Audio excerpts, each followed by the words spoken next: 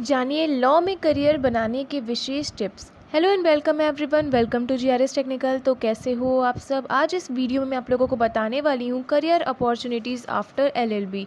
तो आज की इस वीडियो को बिल्कुल लास्ट तक देखिएगा। वीडियो अच्छी लगती हो तो इस वीडियो को लाइक से सब्सक्राइब ज़रूर करिएगा। तो दोस्तों, देश और दुनिया में अब फौजदारी की दीवानी और मामलों के साथ साइबर क्राइम्स के जुड़े मामले भी लगातार बढ़ रहे हैं। इसी तरह टैक्स और जीएसटी को लेकर के भी साधारण लोगों को लीगल एक्सपर्ट की सेवाओं की ज़रूरत अक्सर पड़ती रहती है। बेशक हमारे देश सहित पूरी दुनिया में लॉ के विभिन्न फील्ड्स में जॉब या प्राइवेट प्रैक्टिस की संभावनाएं लगातार बढ़ती ही जा रही है। ऐसे में अगर आप भी भारत के ऐसे ही यंगस्टर में से एक हैं जो लॉ के किसी फील्ड्स में अपना करियर बनाना शुरू करना चाहते हैं, तो ये जो वीडियो है बिल्कुल आपके लिए है। और बिल्कुल ध्यान से इस वीडियो को देखिएगा, क्योंकि हम आपके लिए यहाँ पे लॉ के विभिन्न फील्ड्स में करियर शुरू करने के लिए समुचित जानकारी बताने वाले हैं। तो आज इस वीडियो को बिल्कुल लास्ट तक देखिएगा। चलिए हम स्टार्ट करते हैं इस वीडियो को। दोस्तों, सबसे पहले हम बात करेंगे लॉ आपके लिए बेहतरीन करियर ऑप्शन हो सकता है। लॉ एक ऐसा प्रोफेशन है जिसके लिए धैर्य और लॉजिकल स्किल आवश्यक होते हैं। लॉ में सफलता चंद लोगों को ही नहीं मिल पाते हैं, क्योंकि इसके लिए काम में पूरी लगन और सफल लॉयर बनने के लिए प्रतिष्ठा बहुत ही ज़्यादा आवश्यक होती है। अगर कोई व्यक्ति अपने करियर की शुरुआत में किसी सीनियर लॉयर काउंसलर से अधीन ट्रेनिंग प्राप्त कर ले, तो उसे अपना लक्ष्य प्राप्त करना काफ़ी ज़्यादा ईजी हो जाता है, आसान हो जाता है।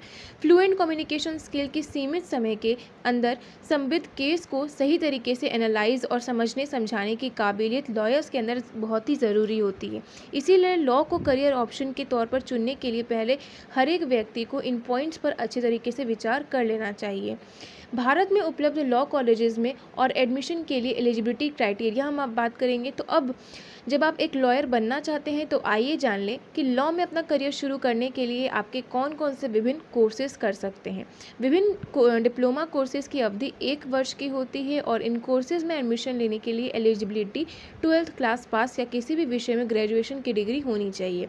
लॉ में निम्नलिखित महत्वपूर्ण लॉ कोर्सेज किए जा सकते हैं, जैसे कि ट्रांजैक्शन लॉ में डिप्लोमा DTL जिसे हम बोलते हैं, साइबर लॉ में डिप्लोमा, लेबर लॉज में और लेबर वेलफेयर में डिप्लोमा, बैचलर ऑफ लॉज यानी कि LLB हम जिसे बोलते हैं। LLB कोर्स करने के लिए 2 ऑप्शंस होते हैं।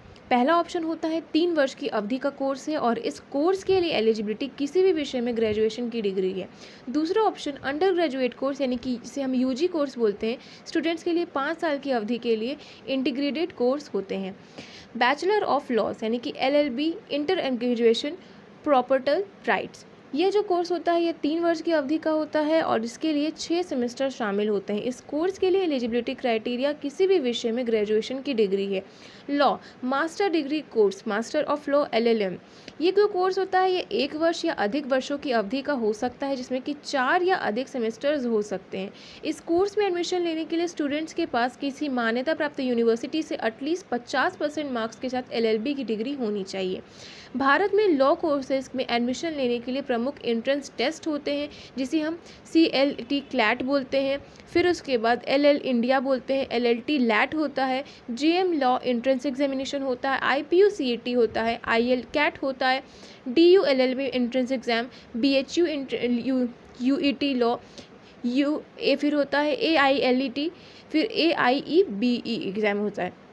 तब इन सारे एग्जामिनेशन को क्रैक करके एक सक्सेसफुल लॉयर बन सकते हो। भारत के कुछ प्रमुख लॉ कॉलेजेस और यूनिवर्सिटीज़ हैं। अब आपको विभिन्न लॉ कॉलेजेस और इन कोर्सेज में एडमिशन लेने के लिए आवश्यक एलिजिबिलिटी क्राइटेरिया के बारे में काफ़ी जानकारी मिल चुकी है। आइए अब हम भारत के टॉप लॉ कॉलेजेस के नाम जानते हैं। फैकल्टी ऑफ लॉ दिल्ली विश्वविद्यालय, बनारस हिंदू विश्वविद्यालय Varanasi, symbiosis society law college जो कि पुणे में है, नेशनल लॉ कॉलेज जोधपुर में जो है, national law school of India university जो कि बेंगलोर में है, national law institute university Bhopal, उसके बाद गुजरात नेशनल लॉ यूनिवर्सिटी जो कि मुंबई में है। ठीक है, अब बात कर लेते हैं हम कि लॉ करियर कैसे हो सकता है। तो लॉ पेशेवर विभिन्न संगठनों में से लीगल एडवाइज़र के तौर पर काम किया जा सकता है, कॉलेजेस में पढ़ा जा सकता है, NGOs के साथ काम भी कर सकते हैं और विभिन्न न्यूज़ पोर्ट्स या टेलीविज़न चैनल्स में एक रिपोर्टर के तौर पर भी काम करना अन्य आकर्षण करियर ऑप्शंस है। लॉ ग्रेजुएशन के लिए करियर के में बेशुमार अवसर मौजूद है। लॉ में बैचलर्स डिग्री कोर्स करने के बाद लॉ पेशेवर किसी कॉरपोरेट फर्म या फिर बिजनेस लॉयर के तौर पर काम कर सकता है या किसी कोर्ट में एक वकील के तौर पर भी प्रैक्टिस कर सकते हैं। कोई लॉ ग्रेजुएट विभिन्न लोक सेवा आयोग द्वारा आयोजित एंट्रेंस एग्जाम पास करने के बाद एक जज भी बन सकते हैं। कुछ वर्षों के बढ़िया कार्य अनुभव के बाद law graduate public prosecutor, solicitor general या फिर विभिन्न सरकारी विभागों में मंत्रालयों के द्वारा आप काम कर सकते हैं। भारत में उपलब्ध लॉ जॉब्स के अवसर हैं लीगल जर्नलिस्ट, फिर है लीगल एनालिस्ट, लीगल एडवाइज़र, जज, सरकारी वकील, document driver lawyer, criminal lawyer, civil litigation lawyer. तो अब बात कर लेते हैं हम सबसे पहले लीगल जर्नलिस्ट के बारे में, ठीक है। तो कोर्ट्स, क्राइम बीट्स, ये सब चीज़ में आप जा कर के अपना करियर बना सकते हैं।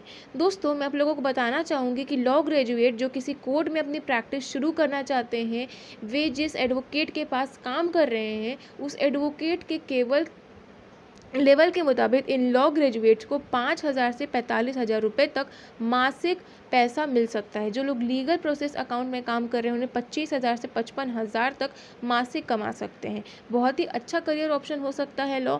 आप बहुत ही ज़्यादा इसमें कमाइए, लेकिन आपको पेशेंस रखना होगा और ईमानदारी से काम करना होगा। इसी के साथ आज के इस वीडियो में इतना ही। वीडियो थोड़ा लंबा हो गया, उसके लिए आई एम एक्सट्रीमली सॉरी, लेकिन आप लोगों को नॉलेज देना था, ये इन्फॉर्मेशन देना था, इसीलिए थोड़ा लंबा हो गया वीडियो। तो दोस्तों, आज के इस वीडियो में इतना ही। वीडियो अच्छा लगा हो तो इस वीडियो को लाइक से सब्सक्राइब ज़रूर करिएगा और कमेंट मुझे ये ज़रूर बताइएगा कि वीडियो आपको कैसा लगा। जय हिंद, वंदे मातरम।